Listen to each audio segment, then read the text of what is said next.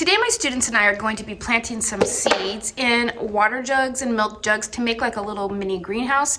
It's commonly referred to as winter sowing. It's March 8th today, almost spring, but our springs aren't warm, so these work beautifully. Once planted, we just set them outside, they germinate, and we don't have to mess with them. So easy, don't take up a lot of room indoors. So I'm gonna go ahead and get some footage today of us putting this together. This is something great to do with children. If you wanna do this too, let me show you the supplies you'll need. You'll need some sort of jug. Now, I like the water jugs. They're thicker plastic and they're very clear. Next best, I believe, are the milk jugs. They're a thinner plastic, they're not as clear, but they work fine. Vinegar jugs are kind of in the same category as these, except for they're nice and thick. These last a long time. Solid color ones, these are great for starting seeds in, but not so much for the greenhouse effect because it's solid. The sun can't get through it. But it is a nice, big, deep base for planting seeds that you don't want to have to transplant out for a while.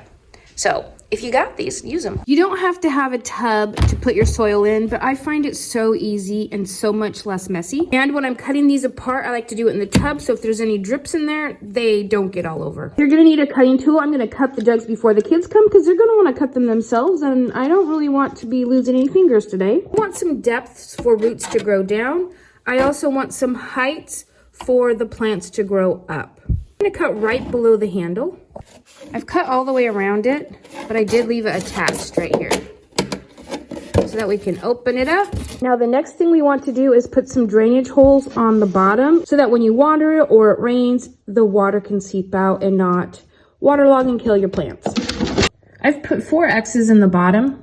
That should be good. I actually recommend putting the holes in the bottom first so you don't forget. I'm just gonna cut the entire top off, and so then we'll just have a little pot to use. Yuck. So rinse your jugs first. Made the mistake of not checking. This one will also get holes in the bottom. You won't need the top, so I just throw these away. The vinegar is nice and tall, so I'm gonna cut this about here, just like that.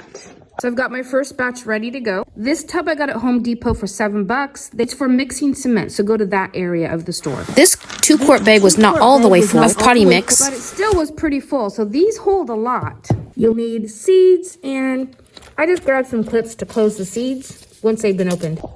Step 1 is to fill the bottom of your little jug with potting mix. You can scoop it in or use your hands. You want the bottom full, but not packed. For plants that get pretty large pretty quickly, like cabbage or broccoli, we just plant 2 seeds per jug.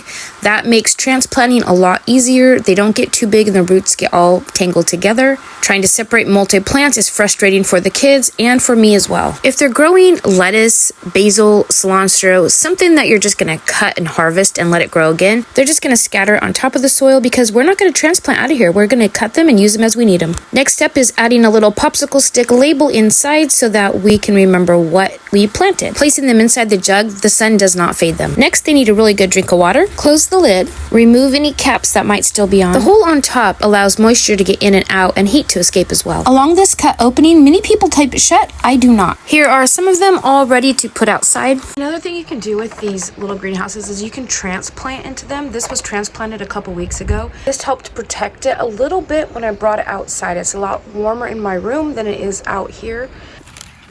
And this cilantro is doing great. This one's actually been on our porch, not out in the weather, because it's just been pouring so much.